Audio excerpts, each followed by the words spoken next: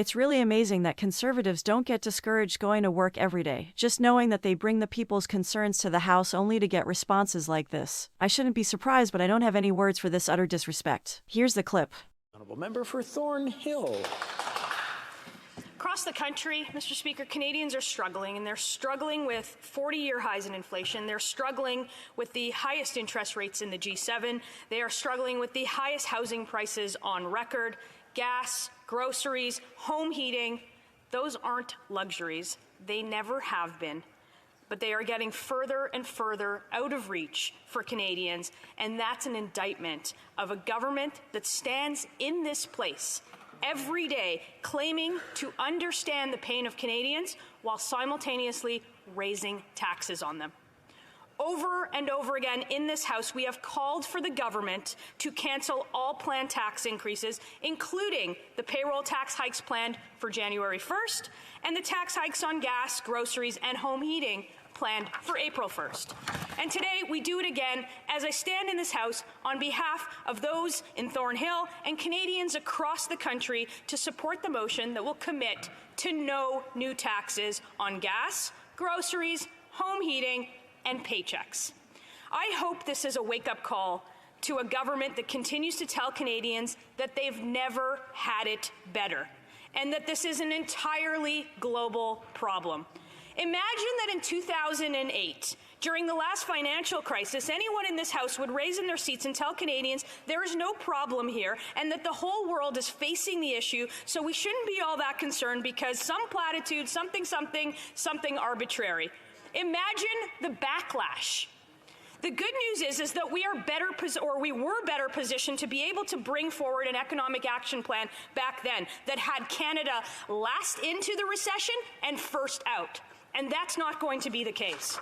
Talking more about statistics on debt to GDP ratio and credit ratings we've heard as a justification for these tax increases is simply out of touch.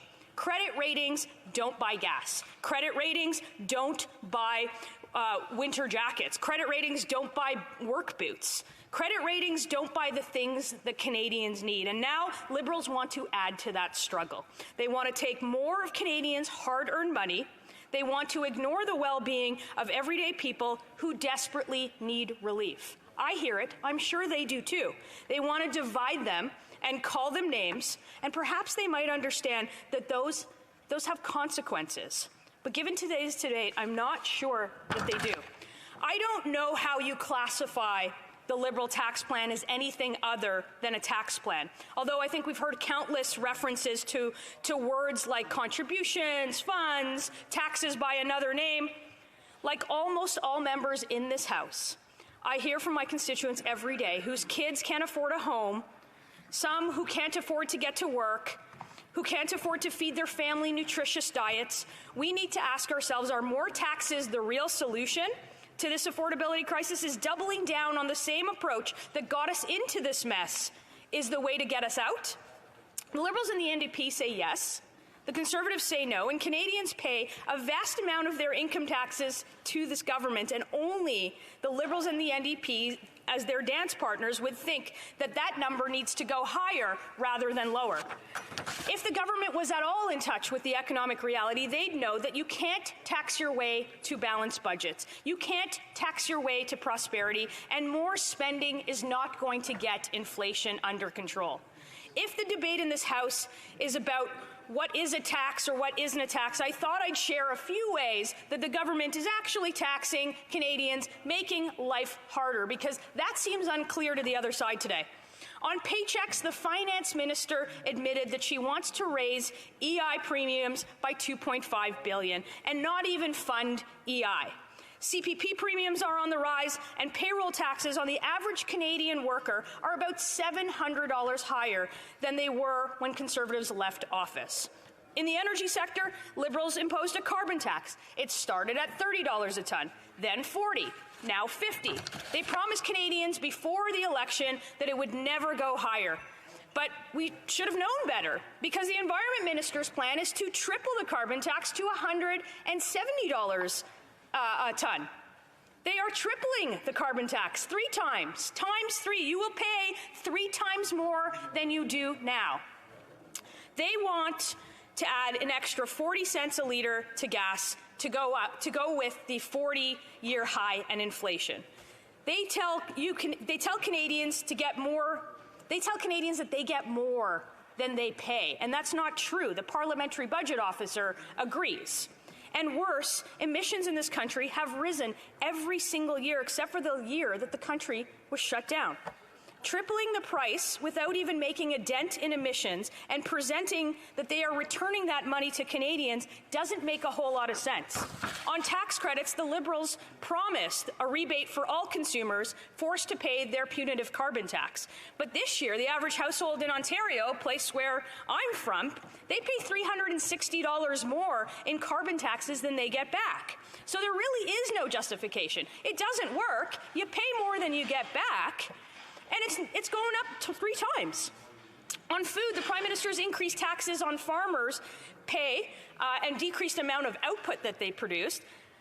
Let's not forget, it comes at a time when the world is hurting for crops and agricultural products, and now struggling families across Canada are paying record prices for staples like bread and meat and vegetables, and tripling that carbon tax makes everything that needs to be transported even more expensive.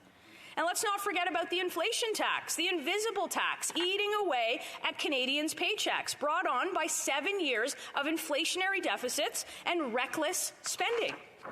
The government knew this would happen. It's not like there wasn't a warning. We knew that creating cash and running deficits causes inflation, and the Leader of the Opposition, the member from Carleton, has been saying so since 2020. Mr. Speaker, they told us that interest rates would stay low. They told us that the carbon tax wouldn't go up. They told us that the problem was deflation, not inflation. Do we not have record inflation? Do we not have a plan to triple the carbon tax? Are we not experiencing some of the highest interest rate hikes since the 1990s? This has confirmed what we knew all along, that we can't rely on this government to manage the nation's economy, and we can't trust them with workers' paychecks. Canadians need relief, but it's clear that this government, once again, is going to keep us on the wrong path, and that they have no plan to take us off of it and put us on the right one. Let's actually start with the federal budget. I've actually been a part of federal budgets before, at a time where they were balanced. The last one, actually, that was balanced. The Liberals proposed last spring was a book of words. It didn't have a plan. It didn't even have a vision for the future of our nation. And then they voted down our plan to scrap the carbon tax. They nixed the motion to scrap the GST on gas and diesel to help struggling Canadians. And they refused to act to bring down the price to buy a home, or frankly commit to any meaningful housing stock to build more. And to this day, they refuse to rein in the inflationary federal spending, driving that number to go up and not down. Like I said at the beginning of my speech, Canadians are struggling, and judging by the debate in this place, it seems like we're the only ones listening. And I'm sure they're having the same conversations in their ridings as I am in mine. And our job is to turn that struggle into hope. And whether it's about travel restrictions, punitive vaccine mandates, taxes, the economy, or anything else, we're the ones proposing solutions, unlike the government has accused this side of the House of not doing, and fighting for Canadians. Our motion on the table addresses inflation at its core by putting a stop to the out-of-control tax hikes and reckless spending. And it's not just me asking for this motion to pass, but also Canadians from coast to coast. 7 out of 10 people say that money is a major issue for them. 53% of people there say they were within $1,000 of insolvency. Canadians are using food banks, 51%. Students living in homeless shelters while they study. Those are facts. To bring back optimism, to make Canada, again, the economic engine that it could be in the world, Canadians can be assured that we will be here every day to ask the hard questions about why this is happening in this country, to put our ideas forward, and to advocate for the millions left behind. We are laser focused on the economy and taxes because it's too important to the country not to be. And it's time to put people back into their actual plans when they think about tripling the carbon tax or when they think about raising taxes on Canadians. It's time to let them finally keep their hard-earned money. It's time for the Liberals to answer the millions of Canadians calling for relief, and supporting this motion will give Canadians the relief that they are asking for. And I hope that members of this House agree. Questions and comments? Questions et commentaires. The honourable member for Kingston and the Islands. Thank you very much, Mr. Speaker. I'll ask the Deputy Leader of the Conservative Party the same question that I have repeatedly asked the Leader of the Conservative Party. What is the Conservative Party's position on cryptocurrency? The honourable member for Thornhill. Mr. Speaker, 40-year highs in inflation, taxes that are going up on January 1st, on April 1st, and this is what the member opposite is talking about. His constituents ought to see this. Instead of voting for tax relief, instead of voting to cancel the tripling of the carbon tax, he's talking about cryptocurrency. That's a shame. Questions and